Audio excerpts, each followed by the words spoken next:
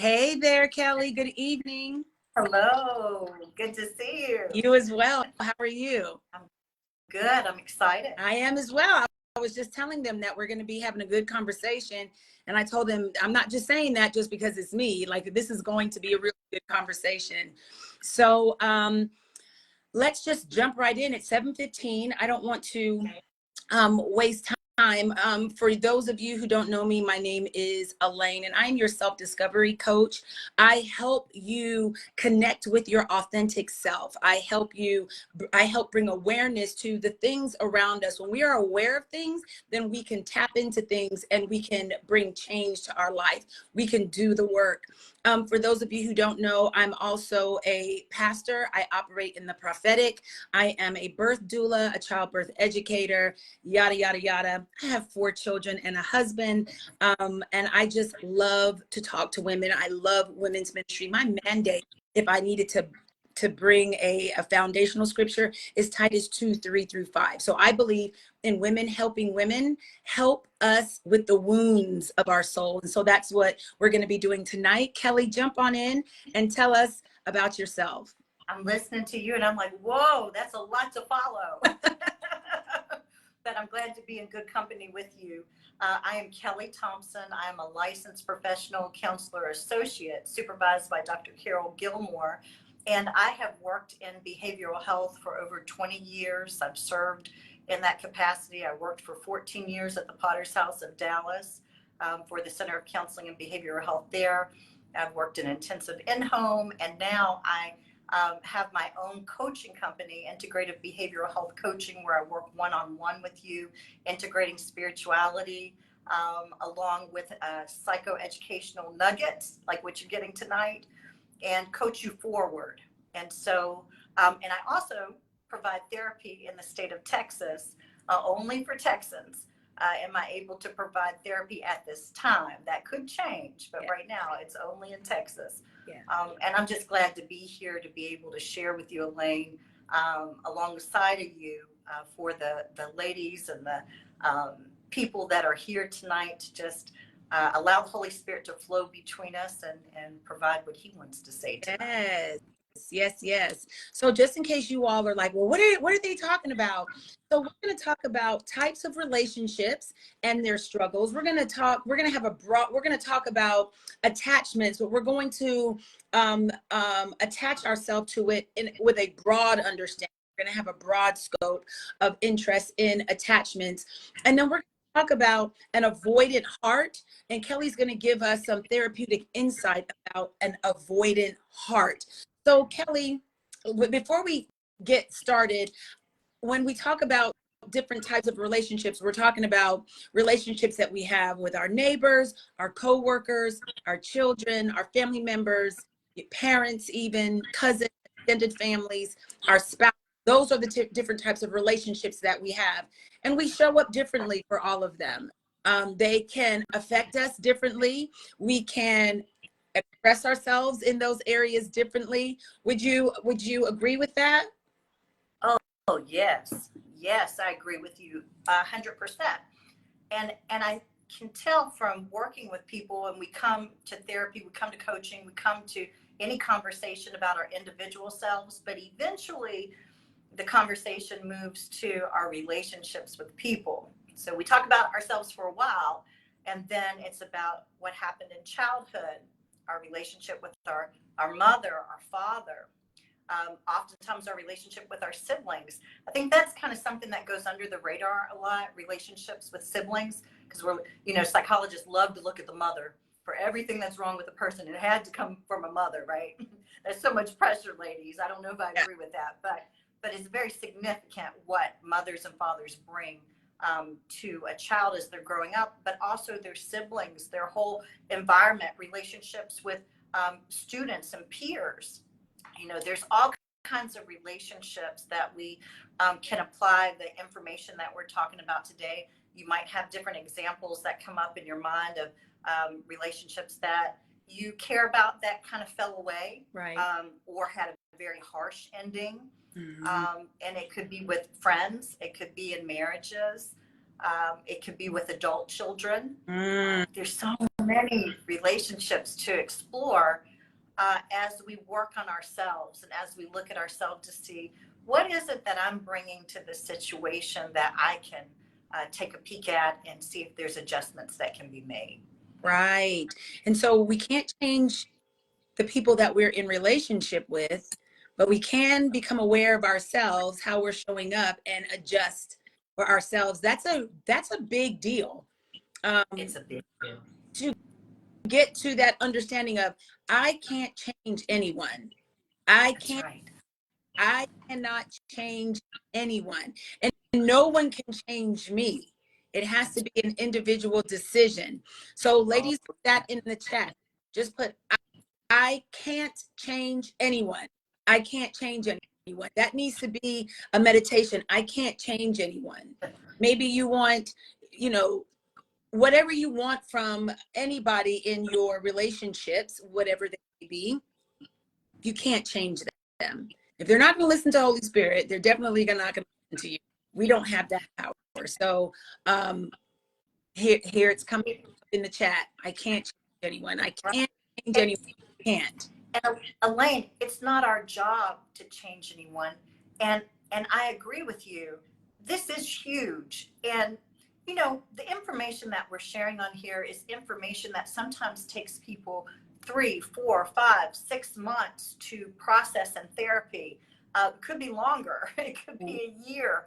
But we're giving it to you all. We're sharing it with you all because we feel led to do that, so that you can consider it. Just consider these concepts, these ideas right now in your family, in your home, in your relationships, for yourself, so you can come forward in some areas where you may have been stuck. But no, we cannot change other people. It's not our job to change other people. What is interesting, though, I'm going to kind of say the opposite. Yeah. In some ways, we can. Okay, so let me give that. So, you know, there's scriptures in the Bible about a wife that sanctifies her husband. Right. The Bible never says for the wife to go tell the husband, you're a horrible husband. Right. You need to change. She's just involving herself in her process with God, and it gives an opportunity for the husband to then see God in her and choose to have God in him. That doesn't mean that's what's going to happen. Right. But it gives an opportunity for it. And so sometimes I don't think we understand the significance of what God does in our lives, how it will impact other people without even having to say anything. Right. You know, there's a huge benefit in testifying, but sometimes your life just testifies for you while you're going forward and engaging God for yourself. And anyone who's been in church for a long time, you probably heard this song, and if you haven't, I don't know what kind of church you were going to, but it's me, oh Lord, it's me, oh Lord, standing in the need of prayer. Not my mother, not my father, not my sister, not my brother, but it's me, oh Lord. Have you heard that song? Yes, yes. You know, and we say things like that, we sing things like that, but it's about us getting what we need from God and working on that.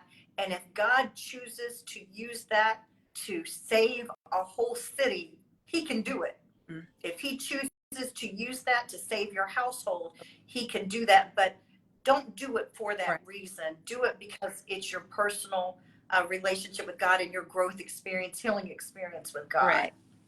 Right. So I think we can shift a little bit, and let's give just the broad understanding, Kelly, if you will, about attachments, because you and I have had a conversation this week about attachments. This is something that I enjoy talking about when I'm teaching parenting. But from your voice, from your heart, give us a broad understanding of attachments. Okay. Yes, this is very loose.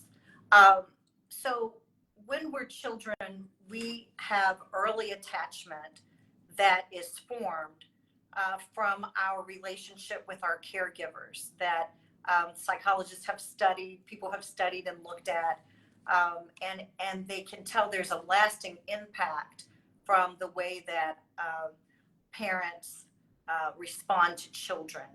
And so as they've studied this, they found I believe for early attachment, there's four, and it goes back and forth. There's four different attachments that a person can have. There's also adult attachment.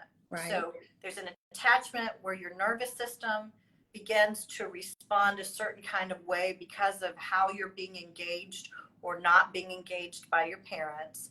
And so your brain is trying to fill in the gaps, and you're trying to find a way to respond. And so there's different ways of doing that. Okay. So the first attachment that we want to really make note of is a secure attachment. Right. That is ideal. That's what, in an ideal world, we wish we all had that secure attachment where our mothers and fathers were in a healthy place.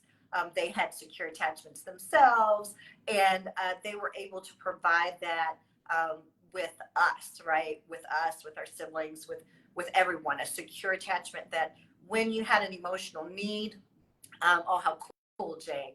When you have an emotional need, your parent is there, attuning with you, connecting with you, responding to you in a healthy way, in a prompt way, not a delayed way. And so that's very, very important.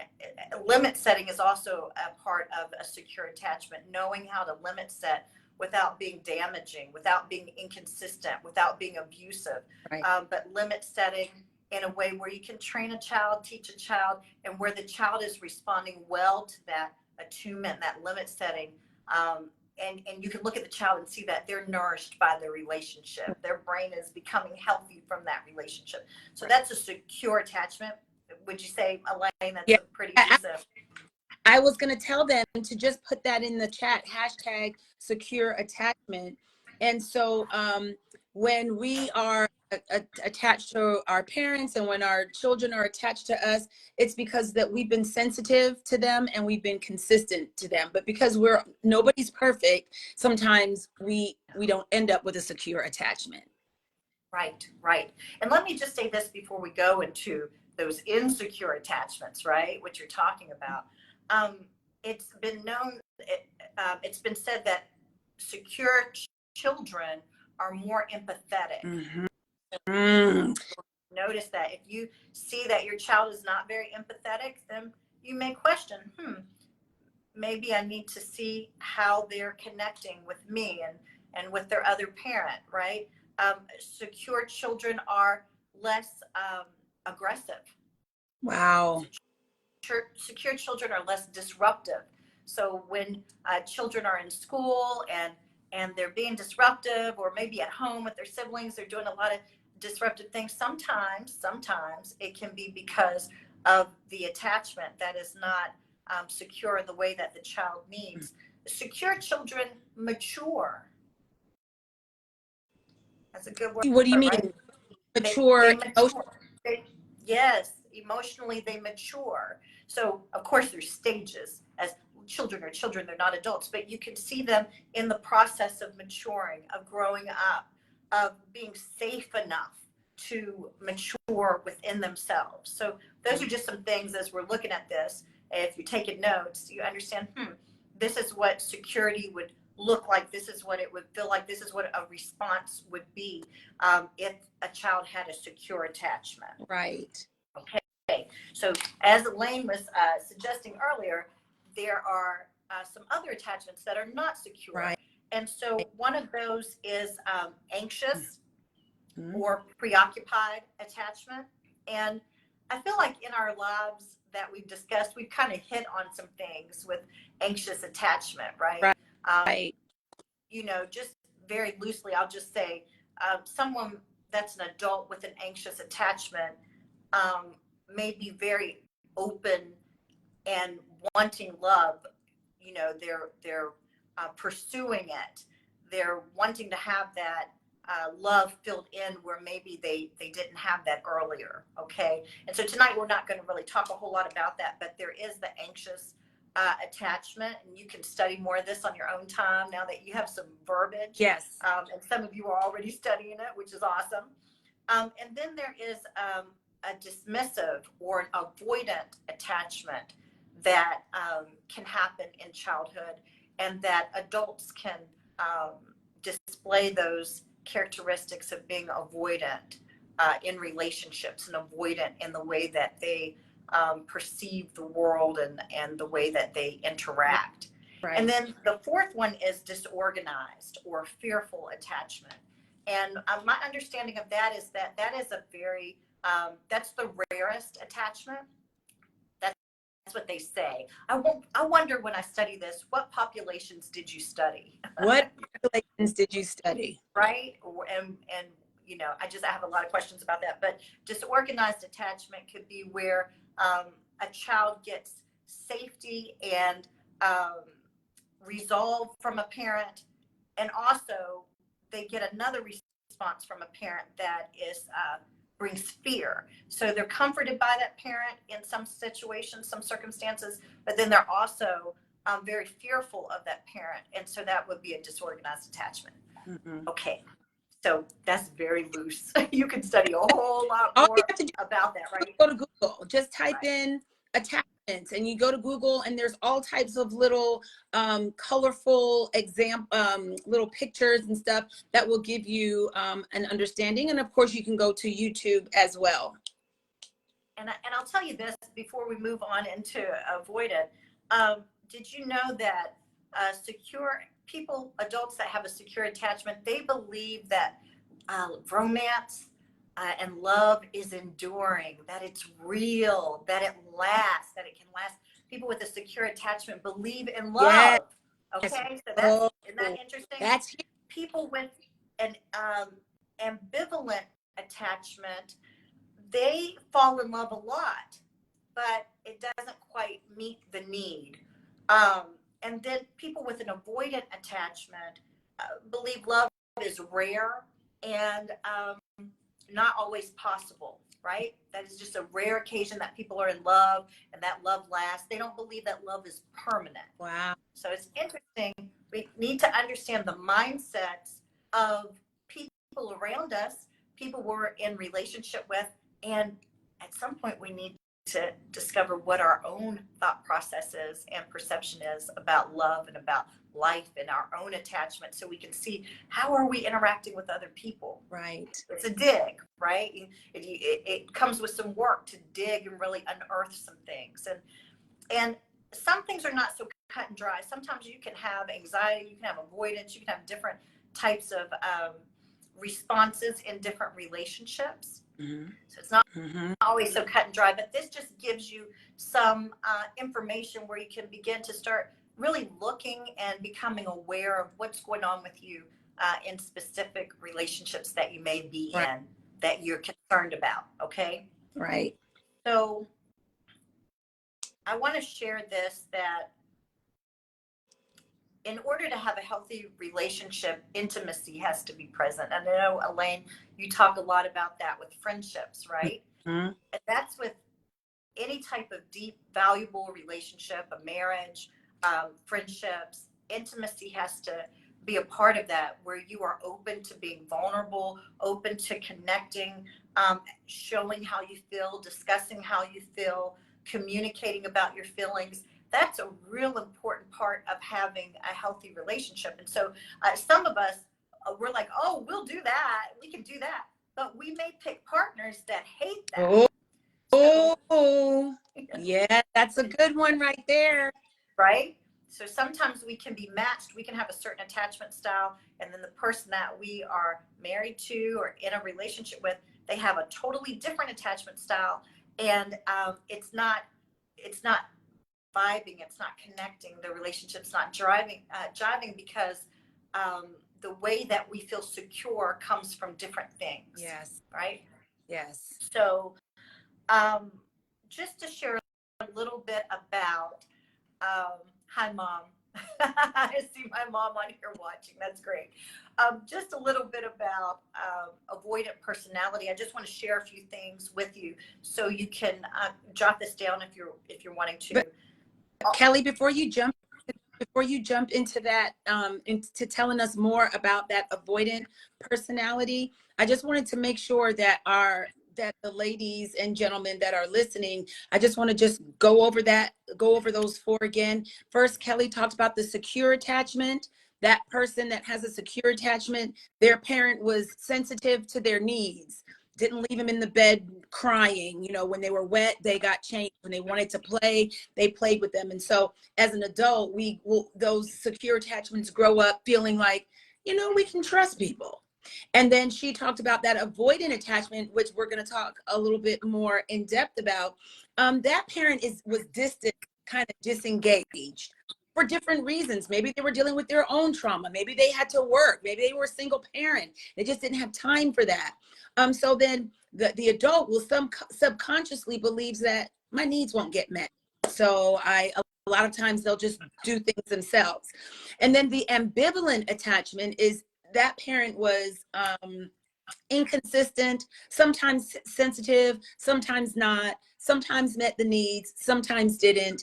And then so when we grow up, we can believe that, you know, maybe people will meet my needs, maybe not. So you're just like this. And here's what someone told me: an ambivalent person is like, I hate you, don't leave me.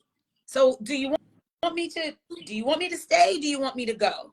Because of that's how they grew up. And then lastly, the disorganized attachment. That parent was erratic.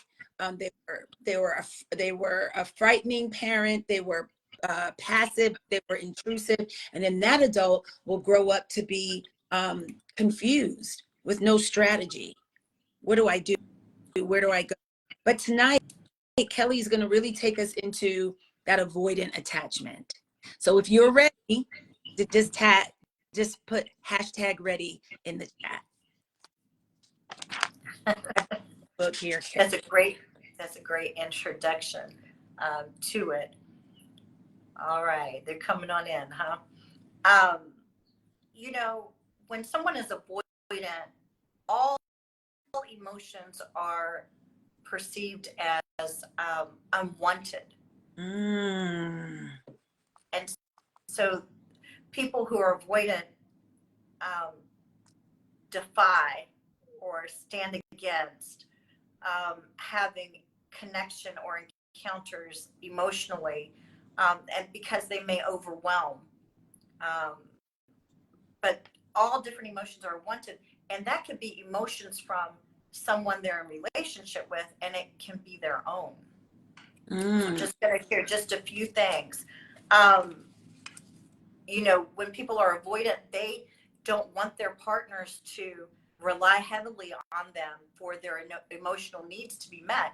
You know, when we're in a relationship with someone, it's not that we want to turn them into God or have them take over our responsibility that we have for ourselves. Now, I'm saying that, but that's not always how we handle it, right? That's how we should handle it, where we can be close to someone and they can be a part of our emotional experience.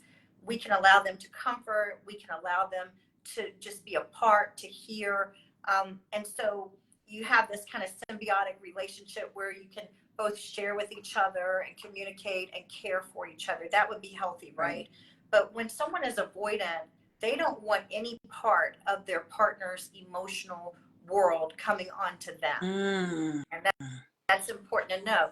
And so as I'm talking about this, you may be like, oh yeah, I have somebody in my family that's like that. That's like my uncle, or that's like my sister, or, you know, and some of you may be sitting here and you like, checking yourself out. And that's a good thing, right? To check yourself out, because none of this is for condemnation. This is just for study. This is just to learn some things about ourselves. Okay.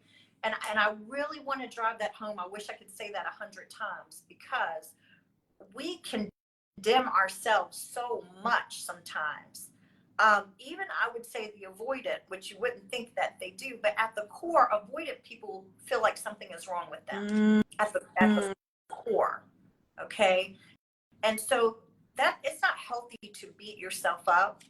And you may say, well, I do that all the time. Well, okay. So little bit by little bit, practice how not to. Little step by little step, practice how to speak well of yourself and to give yourself a break and to take a breath, right?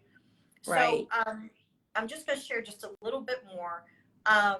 People that are avoidant are very self-protective. Mm.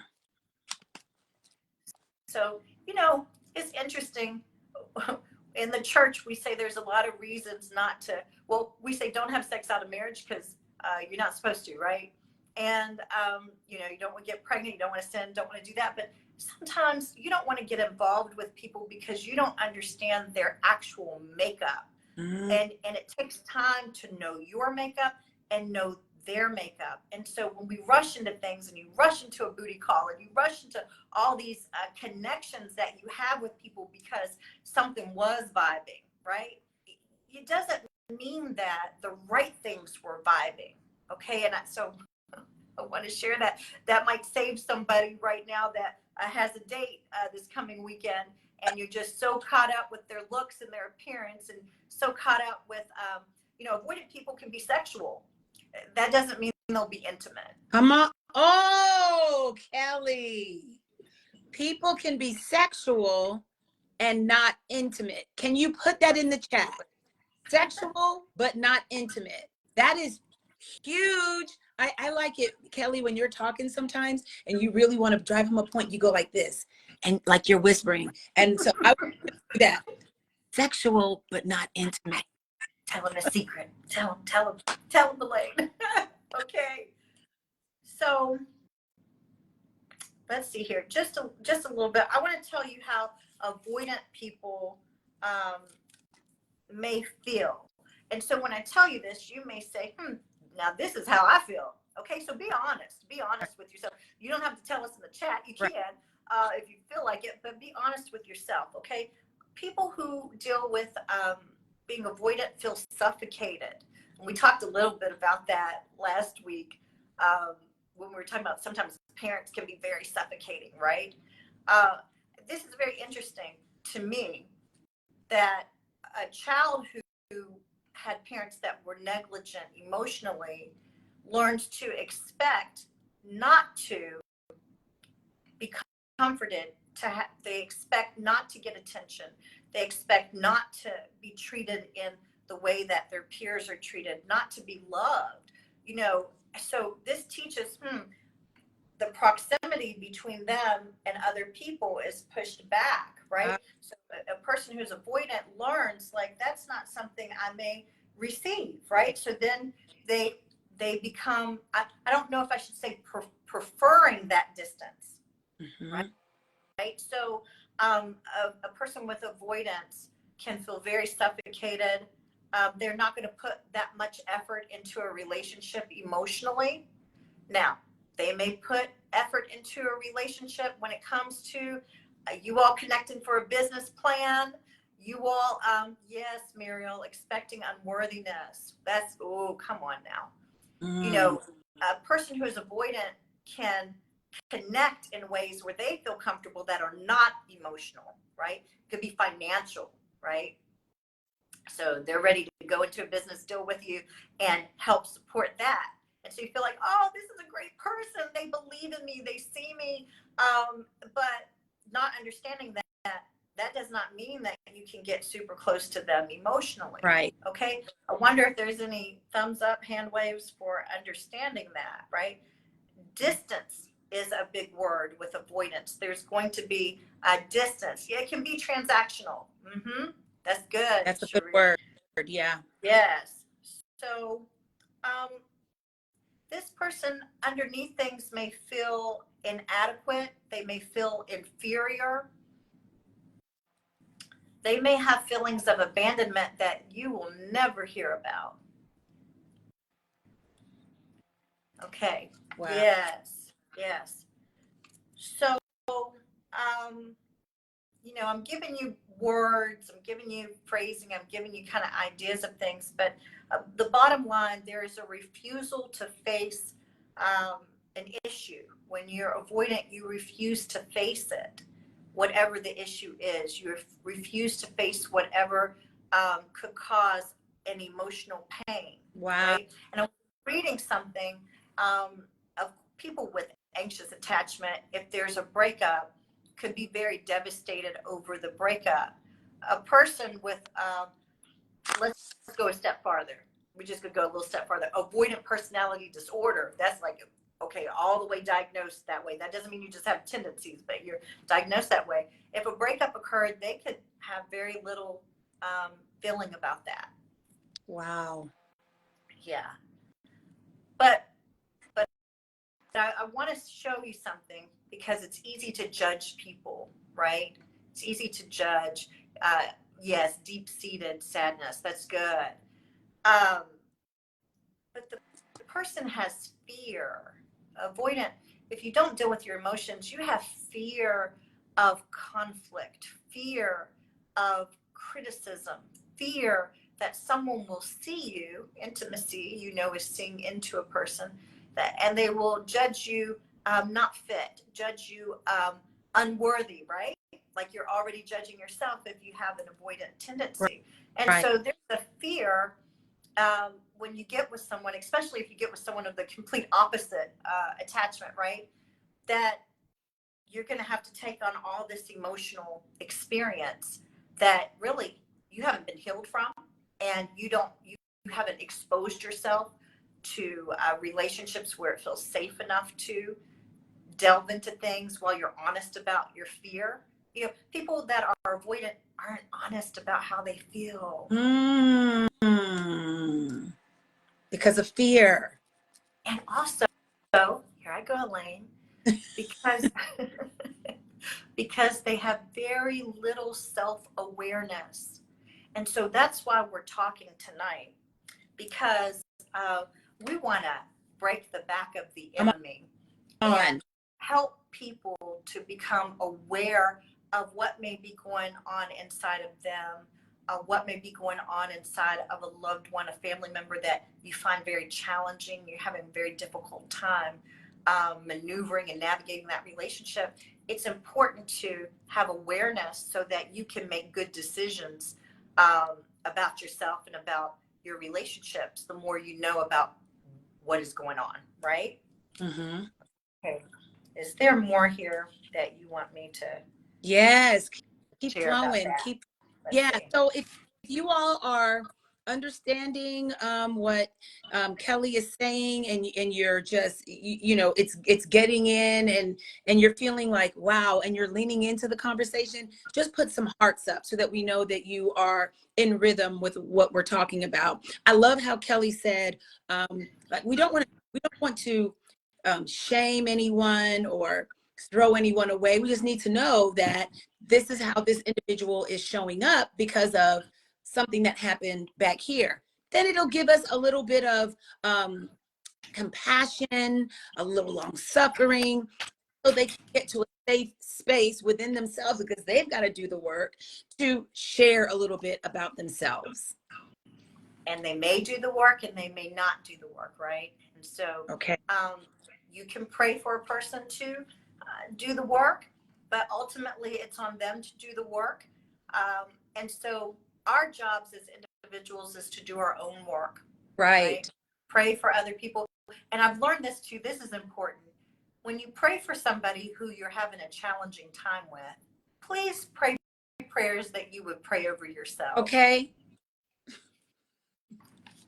That's important. Now that is big. Yeah. Because if you're praying because you're so upset about how they engage you, you're so upset because it is upsetting. If you don't have an avoidant way of expressing, you don't have all of that, and you're encountering someone that's avoidant and you're wanting to be in relationship with them, or you're already in a deep relationship with them and your emotional needs are not met, it's hard to have love, right? It's hard to operate in love, and it becomes difficult. So just make sure when you're praying for them that you pray back over yourself the same thing, so that God can come in and do what he needs to do, and you're not trying to kill the person that that you're in relationship with, that you're dissatisfied with, right? Right. And you understand that. I'm joking when I say kill here, hopefully.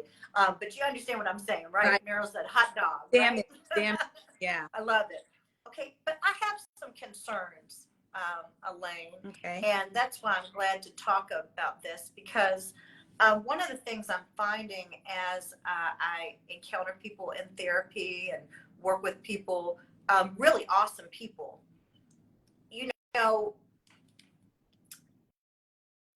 some sometimes when we process information and we have not had a secure attachment, we do what we have to do to get by, right? And so we will process all of the information that we hear in right here, right in our cognition, right in our ability to rationalize from here. And when we've been hurt very badly and our needs were not met early, whether it was in childhood or it could be later on in life, you encountered some things in college, high school, college, relationships that's fortified that avoidant experience you had as a child. You know, you run into people and you have the same experience again. You start staying away from the heart, right? Because it's been so hurt that you just don't go there anymore. And so I'm concerned about that because I meet, again, very fantastic people, very wonderful people. But there is an inability until they learn to connect here because here doesn't feel safe. So that's one of my concerns that caused me to want to talk about this with you. You know, I believe God has a solution, and I believe that there are clinical things we can use as well to help with this when a person decides, you know what, I am dealing with avoidance. I am noticing that the way that I think is not really deep enough. The way that I'm going on is not really deep enough in my heart to have a real intimate relationship with other people. And later on, you realize that's important. I need deep relationships with people. You may have been able to get through your teenage, your 20s, your 30s without getting close to people because you're getting degrees, you're working jobs, you're doing all these wonderful things, you're serving God, you're serving in the house of the Lord. And then you start noticing that, you know what, I don't have any friends from my childhood, from the neighborhood. I don't have that. What happened? You know, you just kind of start noticing that. Or, you know what, I'm not really getting along with my family members. I'm not getting along in this relationship that I'm trying to do, that it's not working. And so I want you to pay attention. What can happen is everything that people are talking to you about, everything that you're encountering that could be a chance for vulnerability and healthy and safe connecting, you're staying here because this is your safe zone in your mind. You think your cognition is a place of safety, but it's not. I love you. Did y'all hear? That face? I'm writing it down. Okay, yeah. Your cognition is not a place of safety when you rely on it fully. You're doing the best you can, right? So nobody's mad at you here, okay? You might have some folks mad at you, but in here, in this room, when we're talking, nobody's mad at you about that, okay? You know, but if you keep on, and this is what I've seen over my years of work, if you keep on engaging your brain, engaging your mind, engaging your thoughts, your rationale, and you don't deal with your heart, this is going to get tired. How long do you think your brain, your mind is going to be strengthened to handle the weight of life when you have not balanced it with all that God has given you? God has given you a heart. He's given you a spirit. He's given you a body. He's given you a mind. And all those things need to be working together. There's a synergy between them when you're healthy, right? No judgment. But when things hurt, we stay away from what hurts, right? So if you burn my fingers right now, I'm going to move my fingers away. I'm going to move it away from the fire. Sometimes we move our hearts away from the fire because we don't trust God in that. Because in childhood, we had to endure it for 18 years, something that was not healthy. And we don't trust ourselves. We don't know what to do with it. We never figured out what to do about it. We don't trust other people. Everyone starts looking the same way, you know. I'm not doing this. But guess what? You're hurting yourself so bad, and you have put yourself in a prison. You have literally locked yourself in a prison. You're like Rapunzel, only you're not going to be able to climb down on your hair because you are just stuck up there in the tower, isolated by yourself in a prison. And what are you going to do, right? So that's why we're talking, because we got to deal with this. And I don't hear people just talking, you know, at church or in certain, you know, go to coffee or tea with your girlfriend. And, you who's talking about Come avoidance, right? on. That's Mm-hmm. why, that's why we're talking about it now, right? Okay. So that's one of the things that is concerning me. We need to start asking the Lord to help us. Lord, help me expand what I rely on in myself while I rely on you. Mm-hmm. Help me expand from my head where I feel safe and where things make sense, where the dots add up in my head. Help me come to this place where there might be confusion, there might be damage, there might be just so much Fear. pain. Yeah. Yes, deep fear. Someone said that earlier. Deep fear, sadness, sorrow. Help me be able to come here, because the heart, I should be able to express, Yeah. joy, and express pain, Yeah. and express fear and concern out loud. I should be able to express it without repressing it. I should be able to have someone in my life that I can trust to not become God, not take over all my emotions, not to suffocate me, not to, be in charge of me, but to share in this walk of life with me about my feelings. And you probably, if you experience this, you haven't found your people, because, and now I'm very conscious I lean in, because subconsciously we try to reduplicate in our adult lives what we experienced in our family of origin, the people that we grew up with, our first family, because we're trying to fix it. So without even knowing it, you will pick someone who has mannerisms like the people where you receive damage early on. So Okay. you said reduplicate. Yeah, you can duplicate it. And I want you to be aware, again, this is not faulting or condemning, but that is something you're doing. Okay? That stop right. Just pause right there. Let's just digest that together. That this is what we're doing to ourselves. And I'm saying we and us because we're not trying to say and you and let's just, we're a community. We're learning this about ourselves. We're learning this about the people that we love. She said very, very powerful thing. And I want to make sure that I heard you right, Kelly, because I want to make sure that the listeners heard you right. You said we are reduplicating what Yeah. we experience because we're familiar with that. Yes, there you go. So we get into relationships that are familiar with our family of origin, whether it's healthy or not. Oh, absolutely. So is this Absolutely. why a lot of times a woman may, if her father was abusive or if her mother was an alcoholic or his mother was, a lot of times people will go get into relationships like that because, oh, I'm familiar with this. Yes, yes. And it's so sneaky because, and you know this probably, Elaine, people who come from long lineages of alcoholism, they don't even have to drink alcohol to exhibit some of the same symptoms as alcoholics. So Right. you could get with someone and be like, well, they don't drink. Right. He doesn't drink. So it's not the same as my daddy that drank all the time, but the pattern of behavior that that person is exhibiting is exactly the same.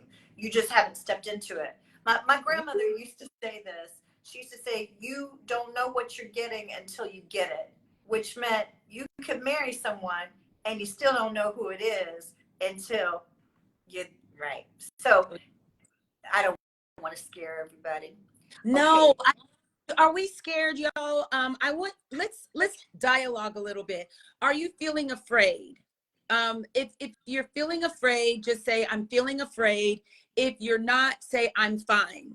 So if you're feeling afraid, and you mean you don't have to, but if you're feeling a little afraid, like whoo, this is a lot, I'm feeling afraid, then you can put I'm feeling afraid. If you're fine, just say I'm fine. I'm feeling fine. No fear. Okay, Miss Muriel. Adrienne, she says no. Jennifer, she said, tell the truth. We are listening. Sherry says no, she's fine. I'm fine. Tasha Dawson says she's fine. Hey, Tasha. So it looks like people are fine. But for those who are not fine and you don't feel safe enough to say that I'm not fine, you can definitely reach out to Kelly or myself, and we can help you with resources to find a therapist to help you process and work through that, a safe place where you can work through that. Yes, yes. And I don't know, but I imagine some of you are okay because you may be at a stage in life where you've already dealt with a lot of this. And so this whole conversation is familiar in some ways. And so we're just in it, right? We're in it. And we're believers and we trust God. So we're on this live right now, just inviting God to come in to show us what steps we can take. All right. And so that's why we don't need to fear, because God has solution for everything. God has solution. God has solution. So I'm just telling you some things I'm concerned about. Okay. I'm concerned about our lack of vulnerability, especially when we are avoidant. It's not gonna work to keep staying in that prison and staying in a place where you refuse vulnerability. If you feel all these things that I've shared today, you know, the characteristics of being avoidant, it's okay. It's okay. Go to therapy, pray that God connects you with the right therapist. He can do that. God has helped you in so many other ways. Why couldn't he help you with that, right? And it may just be that one therapist that you begin to work with, that you let them know, I'm not used to being vulnerable. And you may use the word avoidant when you look for a therapist. Do you work with people who deal with avoidance? You know, if they don't have a big history in that might not be your person, right? So be selective and prayerful. But in therapy, it's a sacred place. It's a place of safety, and that doesn't mean it won't hurt. That the therapist won't tell you the truth about yourself, that they won't identify that, I see you're acting like this is okay the way you responded, but really, can I get in your business? Can I confront you? Can I do some cognitive confrontation? Yeah, I'm going to do that as a therapist. And so there has to be somewhere where you allow that, because you don't want to end up where nobody can tell you anything about yourself. And I understand if you've been hurt very deeply, you don't want to let everybody tell you something about yourself. You already know something's going on. You already know something's not working out right. So you are vulnerable, but go be vulnerable where it is safe, where you can hear from someone and be humble. Hear from someone and learn some things. Learn how do I get into this heart of mine that I've sealed off? How do I even do it? How do I want to do it? Right? So come on. So that's why I'm concerned about not being vulnerable. We say Jesus, Jesus, Jesus, and all this stuff, and mental health and all that. But then will you really work in it where there's damages, where you've suffered? Because God wants to heal you right there, and he can. He can. I couldn't be a therapist if I didn't see that things can work.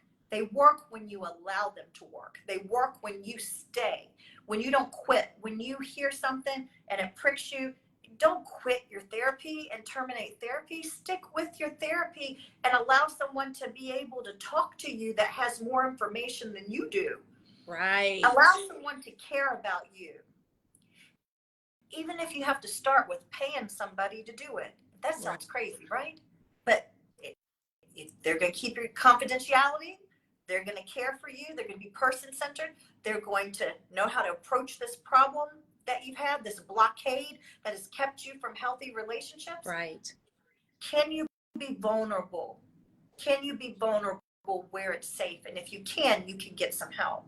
Right. And the last thing I want to say that I'm concerned about is that I believe that we are fighting the wrong fights. Ooh. Okay. We are so invested in fighting to protect our toxic defense mechanisms. That's what we fight for. If we're honest, that's what we will fight to say, this is where I feel safe, so this has to be right, right? We don't fight for healthy connection with the person that we're having trouble with. We don't fight for that because we feel damaged. We feel so damaged from all the connections that didn't feel good. And I'm not judging that. That's real. Okay. That's very real. But we got to get on the right side of the fight. So if we're going to fight, let's fight for healthy bonds. Let's fight for safe connection. Let's fight for understanding more than just our side. Let's fight to understand us, and let's fight to understand them. You know who them is. You know where you're having the problem, where you feel like, man, I cannot get my need met. No, you can't, because the Lord wants you to get your need met with you and with him. And he wants the other person to do the same. And then you all can come together in a healthy way where you walk in agreement. But we can't walk in agreement with anybody when we're fighting for the right to operate in our defense mechanisms. It's just toxic, and it won't work. Wow, Kelly. Now, did y'all hear Kelly? She said that with her whole chest. She said it's toxic and it won't work. Did you hear that? She said we're fighting the wrong fight. And we're fighting that way because we're trying to protect toxic mechanism. Put hashtag toxic in the chat if you heard what she said. We're protecting toxic mechanisms. Now, you may see me looking over here or writing while Kelly is talking. When she talked about toxic mechanisms, I typed it in. And one toxic mechanism is just to deny it, to just denying that, oh, that's not me.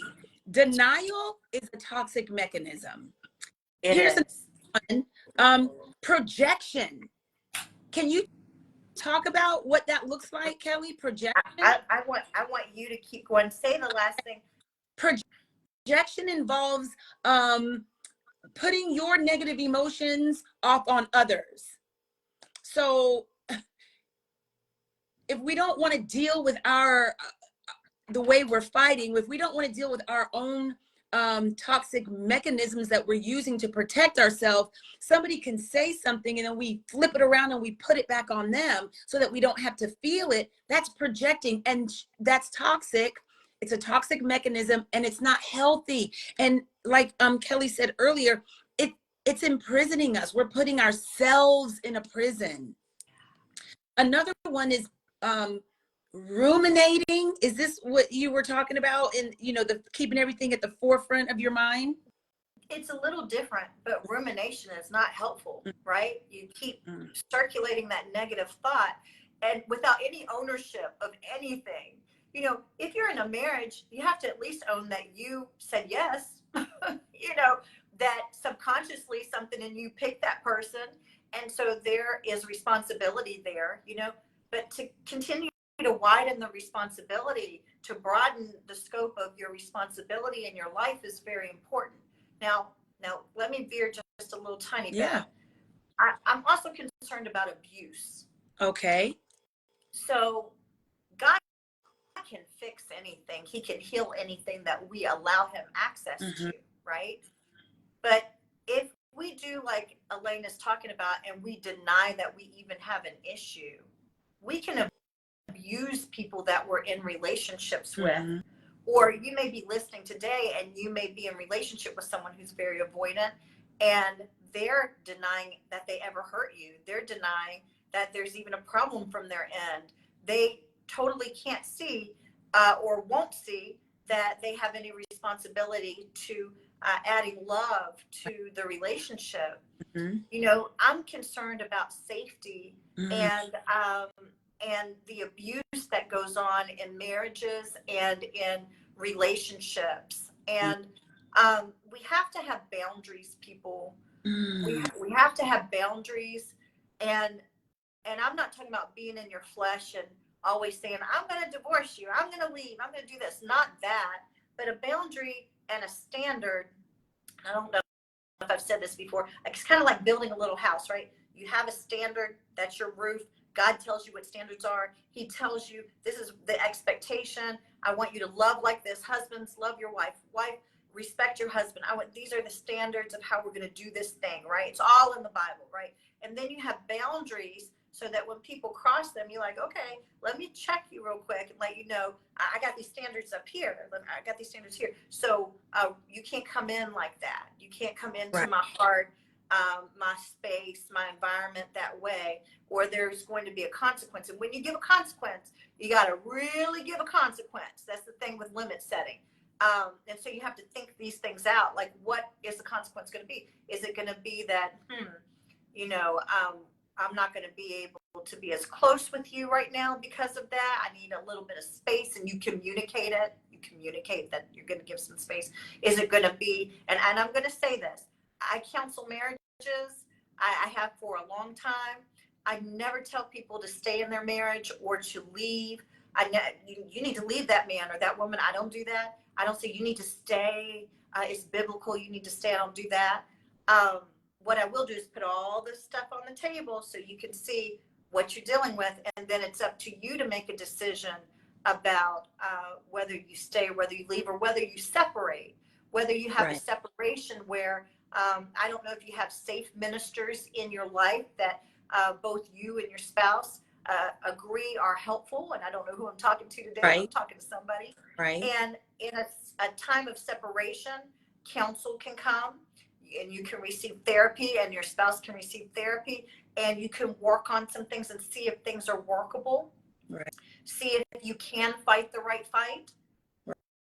Right. Sometimes you need a boundary to see, can Right. this work? Let me put this up and see if you will respect this. Right. And if it can, then that's the beginning of a safe space. And then the floor of our house is our rooting in God. Right.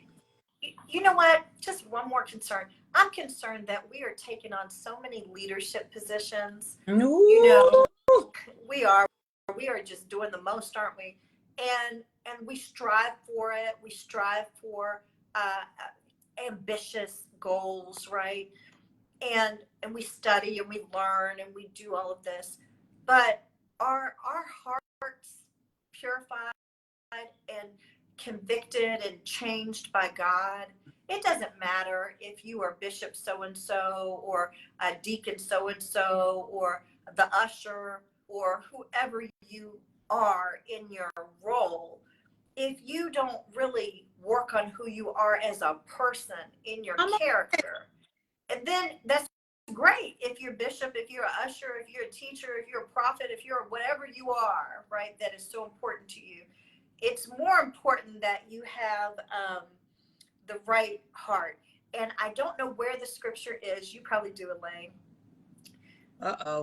I think it's Matthew. And they were trying to trip Jesus up about eating. His disciples were eating the grains of the wheat on the Sabbath. And so they're like, oh, you're not supposed to be working on the Sabbath.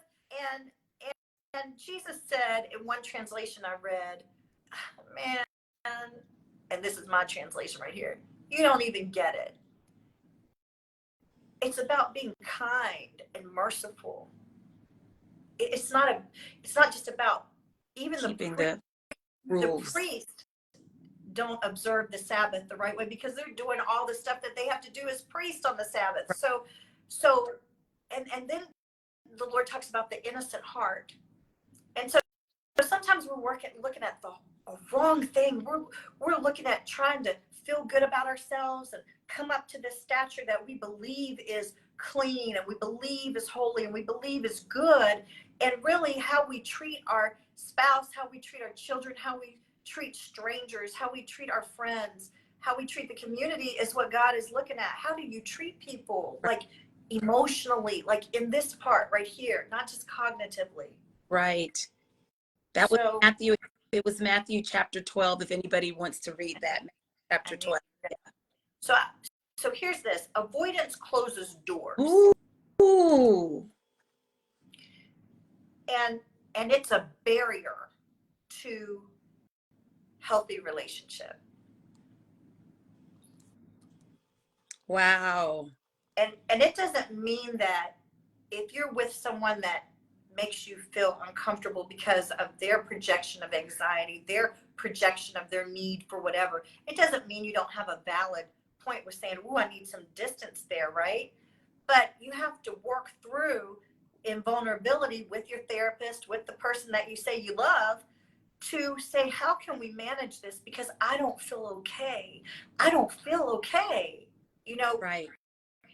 when we operate in avoidance, we don't even tell ourselves we don't feel okay. Oh, right? oh gosh. So we lie to ourselves. Oh yeah. The whole thing is, I'm good. I'm good. I'm fine. The relationship can end. I'm fine. I'm fine. I'm good. Protecting. I'm going to go do some work. I'm going to work. I'm going to do this work. I'm going to serve. I'm going to do this work. I'm going to be involved here. I'm going to be involved here. I'm going to do this. I'm going to get another degree. I'm going to get another job. I'm going to do this. I'm going to travel. I'm going to go do this. I'm going to help some orphans. Wow. You see my face? Do you see my affect? Do you see how and I don't even look like I'm living while I'm saying this, right? I don't look like I have an abundant life and I have joy, because a person who just operates like that, it's just flat. My God. And they're just doing. And there's not health, because you've allowed your avoidance to take over. You've allowed defense mechanisms to take over, to shut every door that God was going to use to bless you with. And it's time to have a come to Jesus meeting, but I'm not. Whatever your name is that's listening right now, it's time to have a come to your name meeting. So I'm Kelly. It would be a come to Kelly meeting. Because Jesus has already finished the work. Yeah.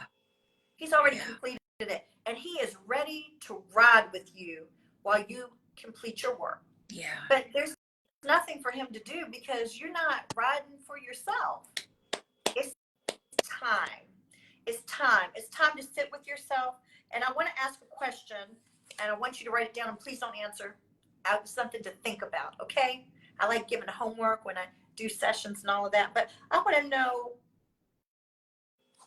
what are you afraid of facing in this process that we keep talking about week from week? What is it that you fear surrounding this barrier?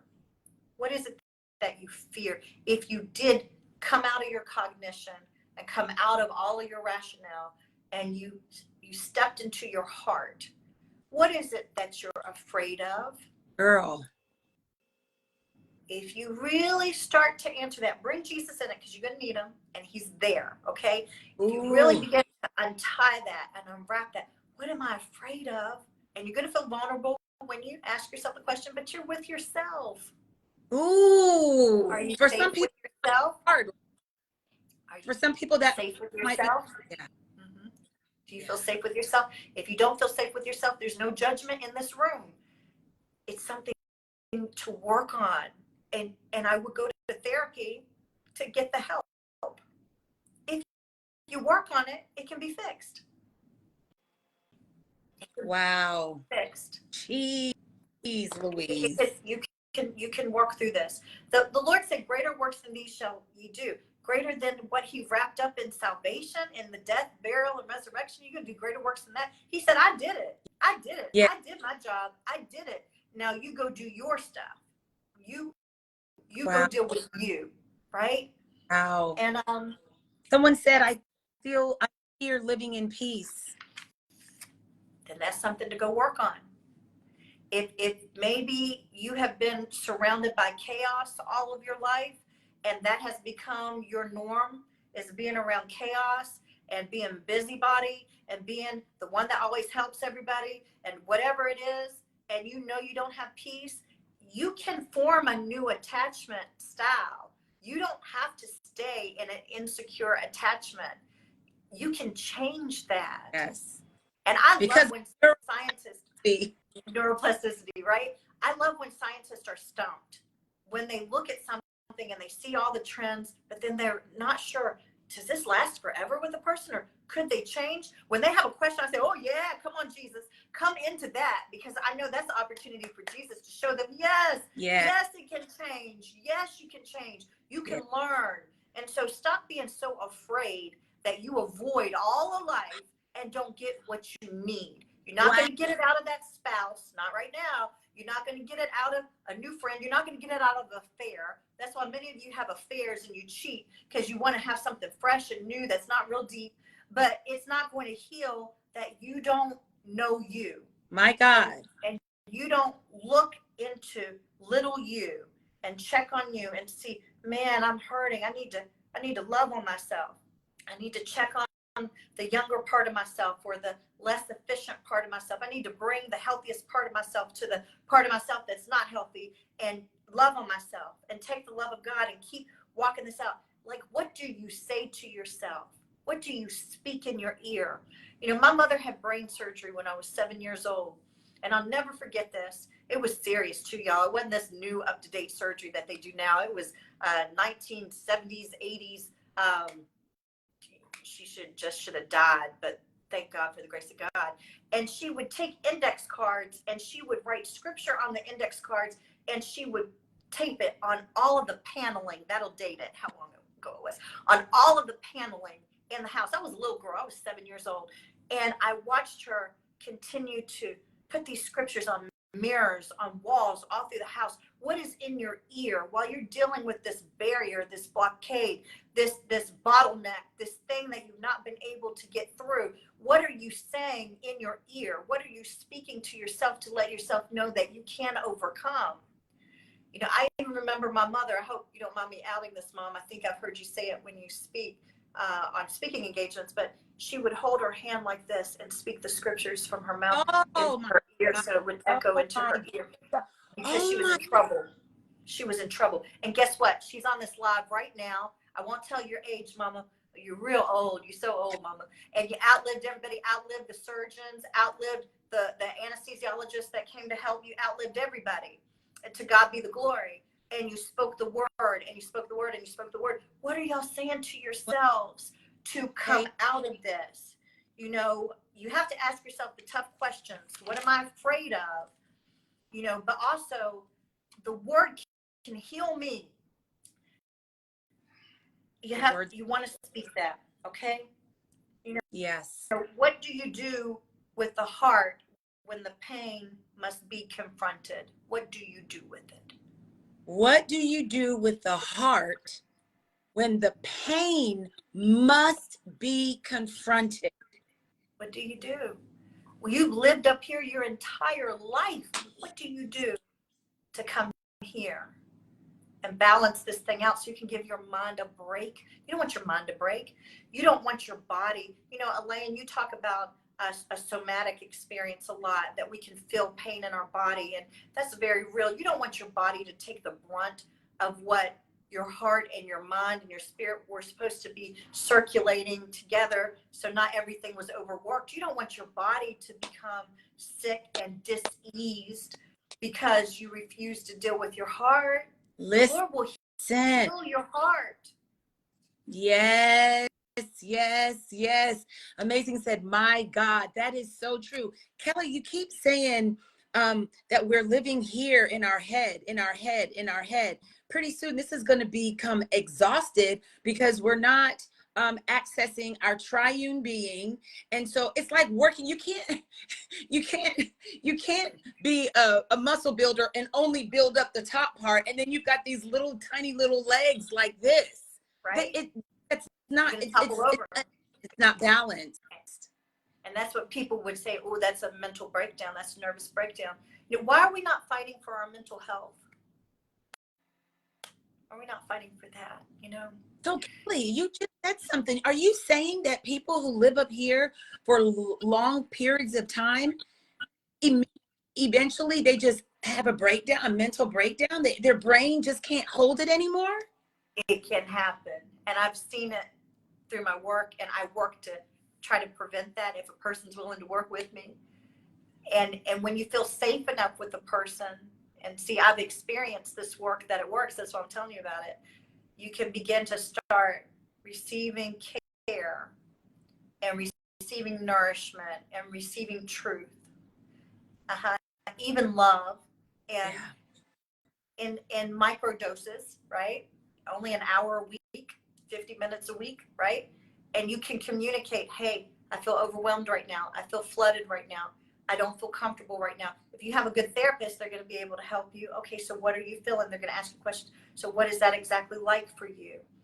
And they're going to sit with you in the moment where no one has one's ever sat with you in the moment through how you feel. Don't you deserve to have that and to be able to start giving that to yourself so that one day you'll be able to sit with somebody else through how they feel? I know you're not there yet, but you can. You can do it. Can I give just a couple of tips? Yes, we can do that. And I want to give a few scriptures before we jump off as well. So what are some tips? Because we've got to have action steps. Yes. So I want you to know about self-awareness. And I believe, Elaine, you were starting this live with talking about awareness before I hopped on, right? Yes. So just hearing this conversation is awareness. So now you know. You can't unknow what you know. Right. So let it be on your mind. Let it sink into your heart. Travel it through your spirit. Look at the word. See what, and be aware. Self-awareness is so important. Most people that have insecure attachments they're not self-regulated. I'm going to say a lot of words with self in it right now. So first you want to be self-aware so that you know, ooh, I'm not feeling this right now. That's a good thing to know when you don't feel like you can trust. It's a good thing to be able to say, oh, cool, Muriel. It's a good thing to be able to say, I don't trust right now, but I would like to learn. I don't know if I want to learn with that person, but at least I'll go to counseling. I'll try to learn a little bit. Okay. So you have to be self-aware. That's very important. If you're not self-aware, go to counseling, please, because that's where you'll find that. Okay. And the Holy Spirit, you know, how can we have people ministering and you're supposed to be hearing from God, but you're avoidant and you're not self-aware. How can you truly minister through the Holy Spirit? Mm-hmm. Okay, so self-aware, self-regulate. Yes. A lot of people aren't self-regulated, which means to calm yourself down and regulate yourself when something is very upsetting. And a lot of times we can't self-regulate because we're not able to self-soothe. We haven't picked up the tools and the coping skills to, we have coping mechanisms, like we got that alcohol, right? And we have that weed, we have that bud, right? We have that sex, we have that social media numbing for hours, numbing. We have coping mechanisms that are not working, but we don't have coping skills. How can I soothe myself right now while I don't feel good at all? One thing to do is to start deep breathing, and you just breathe in through your nose and you hold it for 4 or 5 counts, and then you breathe out through your mouth like you're blowing out a candle. You breathe in through your nose, hold it, 2, 3, 4, 5, out through your mouth.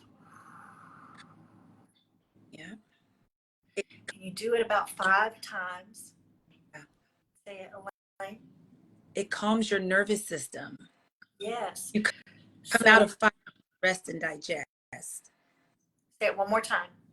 You come out of fight or flight to rest and digest by the deep breathing. That's the regulating your nervous system. This cognition that you rely on so much is not even accessible when you're not calm. You can't even think proper thoughts when you're not calm, when you're not self-soothed. You have to do something to calm yourself that's healthy. So deep breathing is a very good method to use. Yes, I love box breathing. Yeah. Sometimes it's taking a walk. Sometimes it's connecting with your therapist or the one person you can talk to, where you're starting to build a healthy relationship, to just say, I want to communicate, I'm feeling this way. I don't want you to fix it. I just need someone to know I'm feeling this way. Yeah. So being self-aware, learning how to self-soothe yourself through self-regulating coping skills like deep breathing, like walking. Sometimes you have to ground yourself. If you've had great trauma in your childhood, you might have to do grounding exercises. Where are y'all going to learn that from if you don't have a therapist, right? To help you come back into the present, because your emotions are stuck in the past. Something triggered you and your emotions went right back to what happened at 7. You don't know that's what happened because your emotions went there. And so now your body's reacting to it. Now you're running hot. You can't think, and you're going off, or you're stuffing in. And You're not self-regulated. So I just want you to work on being self-aware, just tiny steps, self-aware, learn that you do need to self-soothe yourself in a healthy way, and learn coping skills to self-regulate, and find that relationship where you can start to become vulnerable, and stop saying the other person is the problem. You can list 30 things that they're doing wrong, I'm sure, and it would be accurate, but what are your 30 things? That's all you can work on is you.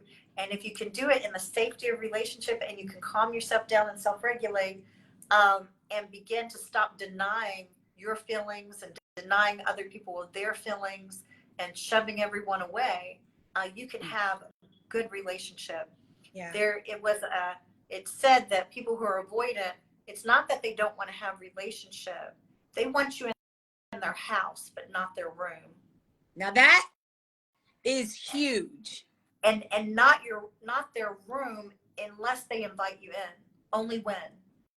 And if you're with someone like that, or you are someone like that, let's be aware that this is a real thing that needs to be respected, that this is a real thing, and it needs real prayer, and it needs real patience, and it needs real communication in a way that can be received, and it needs counsel. Yeah. Some things you can coach, some things you can go up in a prayer line and get deliverance. Coaching pushes you forward.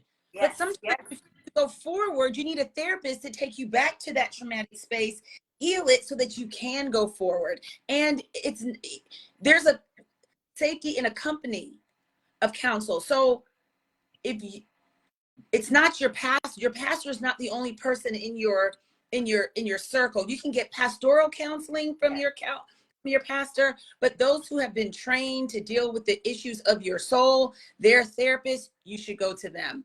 We're not going to send you to a therapist when you have a cardiac issue. We're going to send you to a cardiologist. Your pastor deals with your spiritual self. Your therapist deals with your soulish self. Your medical doctor deals with your natural self. Yes, and Jesus wants to deal with all of it. And so Jesus, you will partner with all the people in all those categories where you need it, and invite the Lord in. Yes, there you go, Tony. Yes, you need to build a wellness team. Yes, I believe in that. Hashtag wellness team. We're gonna jump off, but I want you to put hashtag wellness team, and then I just want to give you some encouragement. I want to give you Isaiah 41:10. If you can put that in the chat, Isaiah 41:10. Don't be afraid, for I am with you. Don't be discouraged, for I am your God. I will strengthen you and I will help you. I will hold you up with my victorious right hand. I'm just going to give you that one. I don't want to flood you with a whole bunch of scripture, but that's Isaiah 41:10. If you can commit that to memory, if you can go to YouTube, you can type in Isaiah 41:10 teaching, and you can get different teachers to just get that down deep on the inside of you, even to the cellular level. I'll read it again. And this is my encouragement to you, brother, sister, lady, man, child. This is my encouragement to you. Here's your hope. Here's what you can stand on as you make an appointment with your therapist. Don't be afraid. Why? For I am with you. Don't be discouraged. Why? Because I'm your God. I will strengthen you. I will help you. I will hold you up with my victorious right hand. He's going to hold you up. That means that if you do the work, I'm going to be right here with you. Like Kelly said, it might hurt. You might cry. You may feel rage. You may feel anger. You may feel fearful. You may turn into that little boy or that little girl, but I am with you, and I'm going to uphold you with my victorious right hand, says the Lord. Thank God. So can we take one cleansing breath? Just breathe in through your nose. Hold it for 4, 3, 2, 1, and exhale slowly. 5, 4, 3, 2, 1. Thank you all for being with Kelly and I. I've taken some notes. If you have questions, just ask. Next week, Kelly and I are going to be doing a Q&A. Whatever the questions you have, we're going to be doing a Q&A next week at 7:15 on this platform. Right, you can go back. You can go back and watch the lives. You can go back over your notes and you can ask a little, some questions so we can go a little bit deeper. We want to make sure that you are understanding. We want to make sure that you're feeling heard, that you're feeling safe. We want to make sure that you're okay. And we're going to figure that out through our Q&A next week at 7:15. All right, ladies and gentlemen, can you just put up some hearts as a, woo, this was good. Just everybody, if you can just, wherever you are on your computer, just throw up some hearts. Oh, here they are. Look at those hearts. Yes, yes. Beautiful. Thank you. Thank Beautiful. you. Catch the live, ask the questions. If you want therapy and you're in Texas, you're going to want to go to Kelly R. Thompson. Kelly R. Thompson. If you want some integrative behavioral health coaching, you can go to Kelly R. Thompson if you're in North Carolina. KellyRThompson.com. KellyRThompson.com. Yes. There you can fill out fill out the information and you can get into her integrative behavioral coaching. But if you're in Texas, she can give you therapy in Texas. Okay, loves. This has been great. We'll see you next week at 7:15. Have a great evening. Bless you. Bye-bye.